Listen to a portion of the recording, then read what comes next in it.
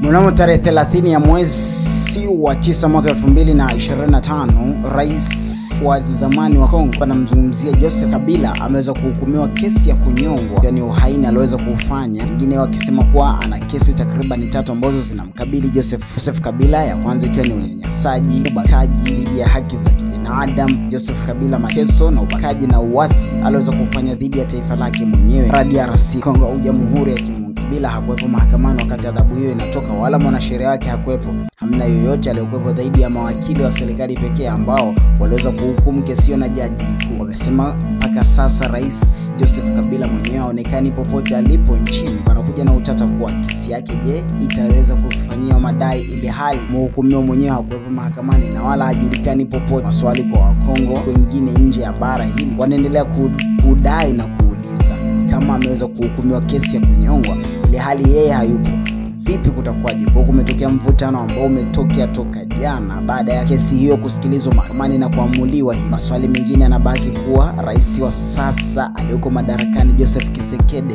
na rais huyo wa zamani Joseph Kabila wana ukaribu mkubwa zaidi. Je, adhabu hii ambayo imetolewa na mahakama ya kijeshi itafanywa kazi kwa namna gani, au ni namna ya kuzima skendo na kasi zinazoendelea za kisiasa nchini, pengine kuwalipa au waathirika mabilioni ya fedha kama fidia ya walichokipoteza kipindi hicho?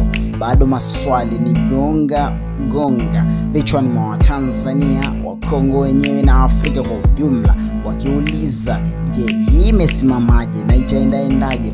Mpaka sasa hakuna majibu rasmi kutoka katika serikali yenyewe ya Kongo.